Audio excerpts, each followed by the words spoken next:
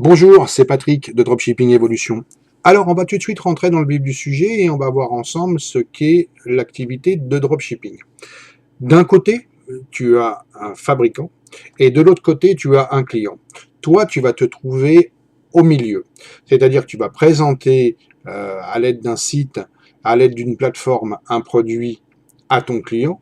Ton client va te payer le produit au prix que tu auras défini, et une fois que ce sera fait, toi tu vas le commander directement à l'usine ou au fournisseur, et c'est lui qui va se charger de livrer le client. Donc de cette façon, tu n'as pas de stock, tu sers juste d'intermédiaire entre le client et le fabricant.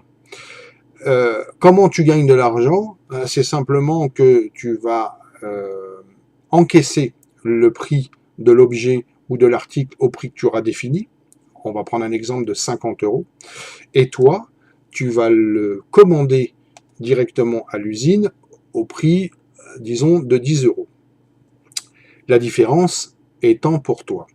Alors qu'on soit bien clair là-dessus, quand tu vas encaisser 50 €, ça va être 50 € de chiffre d'affaires. C'est pas 50 € de bénéfice. Bien évidemment, tu dois enlever le prix de l'objet, le prix de l'article. Tu vas enlever le prix de ton hébergement pour ta plateforme. Tu vas enlever le prix comment dire, des systèmes de paiement. Tout le monde prend des commissions, tout le monde se sert là-dessus, c'est normal, ils fournissent un travail, donc tout le monde est rémunéré à juste titre. Et puis surtout, tu vas payer aussi des taxes, tu vas payer la TVA, tu vas payer tout ça, tu vas payer le téléphone, tu vas payer tout ça. Donc, j'insiste là-dessus, dans tout ce que tu vas voir dans les formations, avec des chiffres qui sont parfois très hauts, ces chiffres que tu vois, les chiffres bruts, sont du chiffre d'affaires. C'est en aucun cas ce qui reste dans ta poche une fois que tu as tout payé. Bien souvent, les gens confondent un petit peu les deux, mais c'est pas ça du tout. Et je vais te donner une autre information. On estime, alors il y a des variables, hein, mais on estime que sur 100 € de chiffre d'affaires, il va te rester 30%, soit 30 €. Alors, 70% vont servir à payer tout le reste. Et donc, il va te rester, dans notre exemple, 30 €.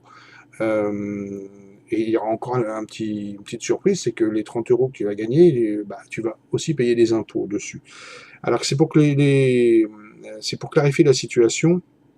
Euh, il y a beaucoup de possibilités de gains, mais il faut que tu apprennes à calculer les marges et ce qui reste vraiment au final pour savoir si ça vaut le coup.